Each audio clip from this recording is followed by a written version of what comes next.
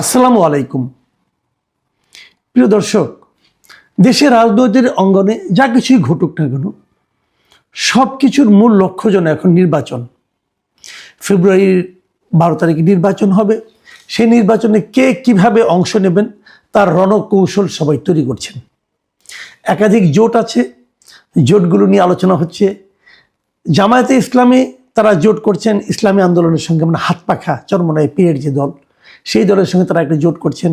ওটা নিয়ে একটু টানাপোড়েন চলছে। শুনলাম যে ইসলামী আন্দোলন নাকি 150 আসন দাবি করেছে জামাতের কাছে। তো আমি এর আগে জানতাম যতটুকু, যে জামাত নাকি নিজেদের জন্য তারা অনেক হিসেব নিকেশ করে তারা 180 থেকে 190টা আসন তারা মনে করছে এটাই তাদের টার্গেট। বাকিগুলো তারা অন্যান্য দলকে, তাদের শরিক দলকে দিয়ে দিতে একভাবে রাজিও ছিল।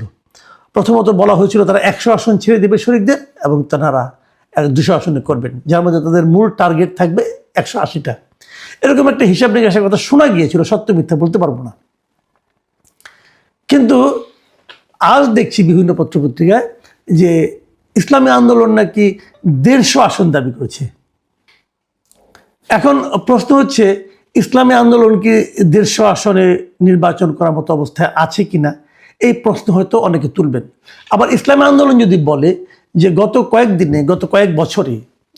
বছরে ইসলামী আন্দোলন কিন্তু নিজেদেরকে অনেকটা গুছিয়ে নিয়েছিল, এবং যে সময় জামাত ইসলাম এবং বিএনপি নির্বাচনে অংশ না নিত, যে সময়টাতে আমরা সব জায়গায় দেখেছি ইসলামী আন্দোলনে কিন্তু দ্বিতীয় দল হিসাবে তারা ভূমিকা রেখেছে, দ্বিতীয় বৃহত্তম দল হিসেবে। কাজে তাদের এক ধরনের লজিক থাকতেই পারে, সেটা আলোচনার বিষয় না। তবে আমার কাছে খুব মজা লেগেছে, যেটা মজা মানে কি, আমি আসলে রাজনীতিটাকে বোঝার চেষ্টা করছি যে আমাদের দেশের রাজনীতিটা আসলে কি। এটা কি জনগণের কল্যাণের জন্য, নাকি এক ধরনের ইকুয়েশন, অথবা এক ধরনের চিন্তা যে আমি দলের শীর্ষ নেতা অথবা আমি দলের সেন্ট্রাল কমিটিতে আছি, আমি যাকে মনে করব তাকেই নির্বাচনে আমি মনোনয়ন দেব, আমার দল বড়, প্রার্থীতে কোনো ইম্পর্টেন্ট না, মার্কাটা ইম্পর্টেন্ট, এই মার্কানে কলা গাছকে দিলে কলা গাছই জিতে আসবে।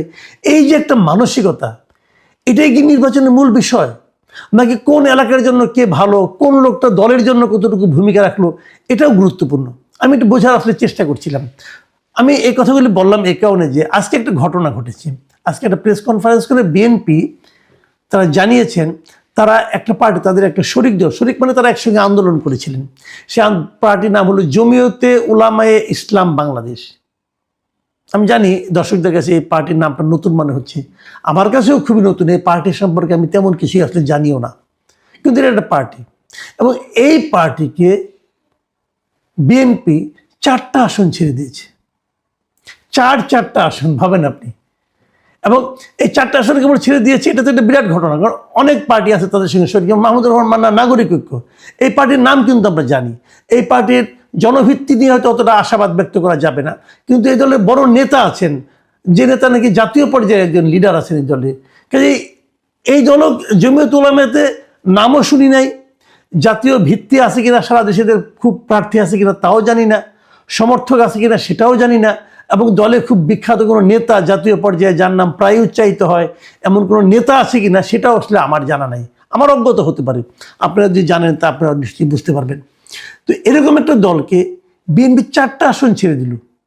তো আমি না এটা বুঝতে পারলাম না। এবং তারও চেয়ে বড় কথা যেটা আমার জন্য, মানে আমি মনে করি খুবই সারপ্রাইজিং ছিল, সেটা হলো যে গত কয়েক বছরে, মানে 2018 নির্বাচনের পর থেকে আমরা বিভিন্ন জায়গায় বিএনপির সবচেয়ে সরব এবং সবচেয়ে কার্যকর যে চেহারাটা দেখে এসেছিলাম, ব্যারিস্টার রুমিন ফারহানা। সেই রুমিন ফারহানার যে আসন, যেখান থেকে উনি নির্বাচন করতে চেয়েছেন, সেই আসনেও কিন্তু এই দল, যেটা এই যে জমিয়তে উলামায়ে ইসলাম বাংলাদেশ, এই দলের একজন প্রার্থীকে মনোনয়ন দেওয়া হয়েছে, মানে বিএনপি ছেড়ে দিয়েছে। তিনি হচ্ছেন মাওলানা জুনায়েদ আল হাবিব। এই ভদ্রলোককে ব্রাহ্মণবাড়িয়া 2 আসনে মনোনয়ন দেওয়া হয়েছে, রুমিন ফারহানা বাদ। আচ্ছা, রুমিন ফারহানা বিষয়টা আমি একটু পরে আসি, আপনাদের সঙ্গে একটু শেয়ার করি যে কোন কোন আসনে তারা মনোনয়ন পেলেন। বললাম আগে ব্রাহ্মণবাড়িয়া 2 তো বললাম, এছাড়া সিলেট 5-এ এই দলের যিনি সভাপতি মৌলানা ওবায়দুল্লাহ ফারুক, তিনি মনোনয়ন পাচ্ছেন বিএনপির পক্ষ থেকে। নীলফামারী 1 আসনে এই দলের মহাসচিব যিনি আছেন মৌলানা মঞ্জুরুল আফেন্দি, এবং নারায়ণগঞ্জ 4 আসনে মুফতি মনির হুসেন কাশিমি। এই 4 জন তাদের যে দলের নিজস্ব প্রতীক মানে খেজুর গাছ, সেই খেজুর গাছ নিয়ে তারা নির্বাচন করবেন। ওখানে বিএনপি কোনো প্রার্থী থাকবে না, বিএনপি কাউকে কোনো প্রার্থী দেবে না। এবং বিএনপি মহাসচিব বলেছেন যদি দলের এই সিদ্ধান্তকে অমান্য করে কেউ প্রার্থী হন তাহলে তার ব্যাপারে দল শাস্তিমূলক ব্যবস্থা নেবে। আমি রুমিন ফারহানার বিষয়টা একটু পরে আসছি, তার আগে অন্য একটা কথা বলে নিই।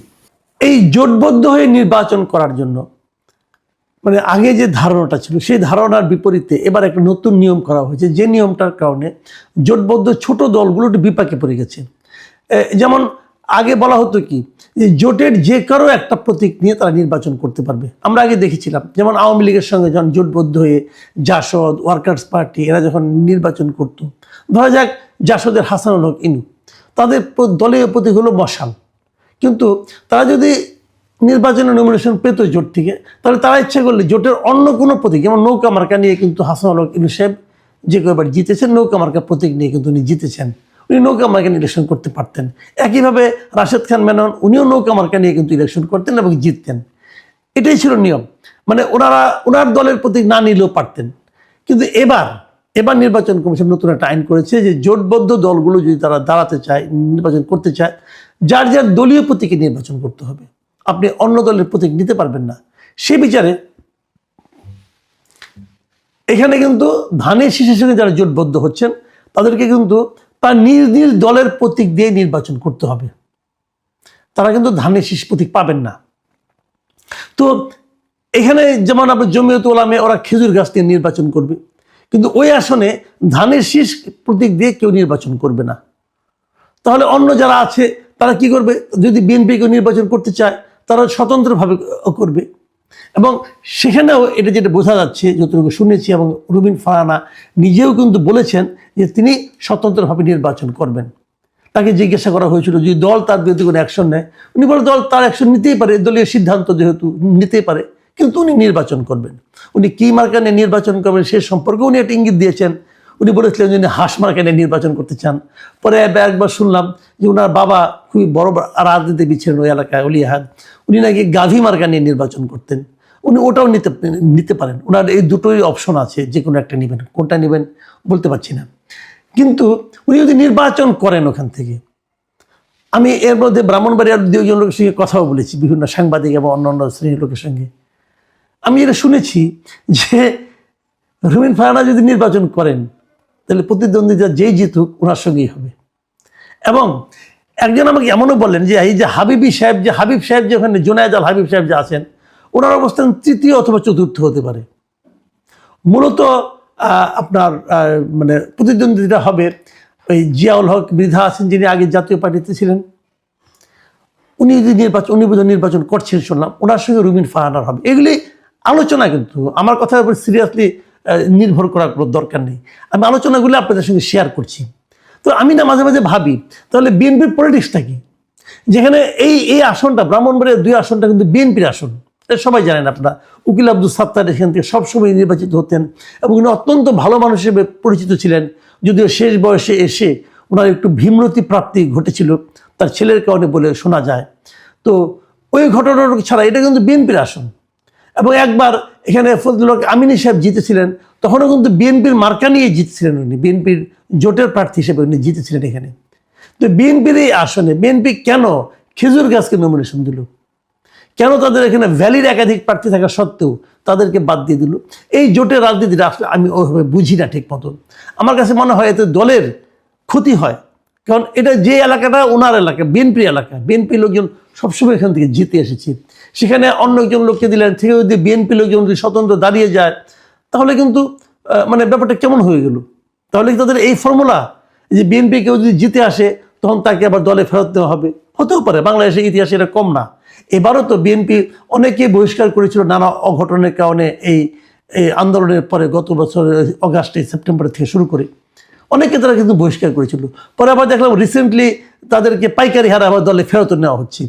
তো এই সমস্ত ঘটনা কিন্তু এখানেও গিয়ে ঘটবে না এটা আমি বলতে পারবো না। কিন্তু ওই যে কথাটা বললাম যে প্রত্যেক দিনে যে ঝামেলাটা হচ্ছিল, প্রত্যেকের ঝামেলাটা মেটানোর জন্য একটা অদ্ভুত একটা পদ্ধতি দেখলাম আমরা। সেই পদ্ধতিটা হলো, এই পদ্ধতির প্রথম উদ্বোধন করলেন লক্ষ্মীপুরের এই যে বাংলাদেশ এলডিপি যেটা ছিল, তার সভাপতি শাহাদাত হোসেন সেলিম। উনি দেখলাম ওনার দলকে বিলুপ্ত করে দিয়ে উনি বিএনপিতে জয়েন করলেন।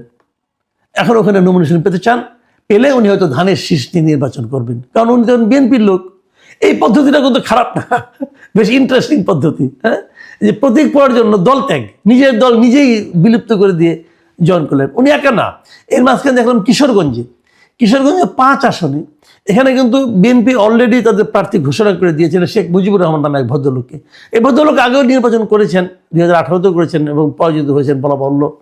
তো ওখানে থেকে উনি ইলেকশন করেন, এবারও তার নামে ঘোষণা করা হয়েছিল। শেষে দেখলাম এখানে বাংলাদেশ জাতীয় দল নামে একটা দল আছে, যা নাকি বিএনপির শরিক দল হিসেবে বিবেচিত। এই বাংলাদেশ জাতীয় দলের যিনি চেয়ারম্যান সৈয়দ এহসানুল হুদা, তিনি আজকে দেখলাম যে দল বল নিয়ে তার দলকে বিলুপ্ত করে উনি বিএনপিতে জয়েন করেছেন। এখন দল বিলুপ্ত করে বিএনপিতে জয়েন করেছেন মানে কি বোঝাই যাচ্ছে উনি এখানে নির্বাচনের নমিনেশন পাবেন এই গ্রিন সিগন্যাল পেয়েই যখন করেছেন। আমি একটা জিনিস বলি যে এই যে একটা ঘটনা, যে একটা জোটের সঙ্গে থেকে জোটের মানে ধানের শীষ নমিনেশন প্রতীকটা পাওয়ার জন্য নিজের দলকে বিলুপ্ত করে দেওয়া, দলে যোগ দেওয়াটা, এটা না আমার কাছে এক ধরনের নীতিহীন একটা রাজনীতি মনে হয়। মানে আপনি যে দলের মানে উদ্যোক্তা, যে দলের সভাপতি, কেবলমাত্র একটা নমিনেশনের কারণে, একটা নমিনেশনও ঠিক না, কেবলমাত্র একটা প্রতীক পাওয়ার জন্য, আপনাকে তো হয়তো নমিনেশন দিত কিন্তু প্রতীকটা আপনি পেতেন না, এই প্রতীকটা পাওয়ার জন্য নিজের দলকে শেষ করে দেওয়া, নিজের দলকে বিলুপ্ত করে দেওয়া, তাহলে এই দলের দরকারটা কি ছিল? তাহলে এই দলটা আপনি করেছিলেন কেবল এই প্রতীকটা পাওয়ার জন্য। এই ধরনের নীতিহীন লোককে কি কারণে আমাদের বড় রাজনৈতিক দলগুলো প্রশ্রয় দেয়, এটা আমার কাছে ক্লিয়ার না। আবার এর মধ্যে আরও শুনলাম, সত্য মিথ্যা বলতে পারবেন না, শোনা কথা আপনার সঙ্গে শেয়ার করি, এই আরও বড় নেতা এই ঢাকায় যারা নাকি নমিনেশন পাচ্ছেন, আন্দালিব রহমান পার্থ, উনিও নাকি শুনলাম ওনার দলকে বিলুপ্ত করে দিয়ে বিএনপিতে জয়েন করে ধানের শীষ নেওয়ার কথা ভাবছেন। ওনার এমনি ওনার দলে মার্কা হলো গরুর গাড়ি। তো যাই হোক, যদি এগুলি ঘটতে থাকে তাহলে এটা রাজনীতির নতুন একটা চেহারা আমরা দেখব, যে চেহারাটা আমরা দেখার জন্য মোটেই আগ্রহী ছিলাম না, কিন্তু দেখতে হবে। তো আমি এই জিনিসটাই মনে করি যে এই যে দল নিয়ে ইলেকশন, মানে দল বল ছেড়ে প্রতীকের জন্য সব কিছু ছেড়ে ছুড়ে ইলেকশন করা, অথবা জোটের কারণে অযোগ্য ব্যক্তিদেরকে মানে নির্বাচনে নমিনেশন দেওয়া এবং নিজের দলের যোগ্য প্রার্থীদেরকে সরিয়ে রাখা, এই রাজনীতিটা আমার কাছে মনে হয় না আমাদের দেশের জন্য, আমাদের জাতির জন্য ভালো কিছু ফল আনবে। বিএনপি যদি মনে করে যে আমার শরিক দলের কেউ আমাদের রাষ্ট্র পরিচালনার দরকার, ঠিক আছে, তাদেরকে অন্যভাবে ব্যবহার করেন। নির্বাচনে জিতে এমপি বানাতে চেষ্টা করতে হবে কেন? এটা আমার কাছে মানে ভালো মনে হয় না। আপনি তাদেরকে রাষ্ট্রীয় অনেক গুরুত্বপূর্ণ কাজে ব্যবহার করতে পারেন, আপনি তাদের টেকনোক্রেট মন্ত্রীও করতে পারেন, কোনো সমস্যা তো নাই। তাদেরকে নির্বাচনে ছাড় দিয়ে তারপরে তারা বিজয়ী হতে পারলো কি পারলো না, তাদের এই যন্ত্রণার মধ্যে ফেলে দেওয়া কি দরকার আছে? তো আমি মনে করি এই বিষয়গুলো এই রাজনৈতিক দলগুলোর একটু বিবেচনায় নেওয়া উচিত যে জনগণের প্রতিনিধি আসলে কে হওয়ার যোগ্য, যে হওয়ার যোগ্য তাকে হতে দিন, যেটা আপনার দলের হোক আর অন্যের দলেরই হোক। তাহলেই কিন্তু আপনারা একদম রুট লেভেলের মানুষের যে পালসটা, সে পালসটা বুঝতে পারবেন। গায়ের জোরে আরেকজনকে নমিনেশন দিয়ে তাকে জিতিয়ে আনার চেষ্টা করার যে প্রবণতাটা, আমি মনে করি এই প্রবণতাটা সঠিক গণতন্ত্রকে প্রতিফলিত করে না। আর ওই যে যারা নাকি প্রতীক পাওয়ার জন্য দীর্ঘদিনের দলকে বিলুপ্ত করে আসেন, তাদেরকে তো আমি নমিনেশন দেওয়াটা প্রয়োজনই মনে করি না। মনে করি যে এই লোকগুলো আসলে নীতিহীন লোক, যে আজকে একটা প্রতীকের জন্য নিজের দল বিলুপ্ত করতে পারে, আগামীকাল সে আর এর চেয়ে বড় কিছু প্রাপ্তির জন্য জনগণের সঙ্গে বিট্রে করতে পারে। যাই হোক, সামনের দিনগুলিতে আমরা আরও কিছু বুঝতে পারবো যে এই জোটের রাজনীতি কোথায় যেয়ে দাঁড়ায়। এখন এ পর্যন্তই, আল্লাহ হাফেজ।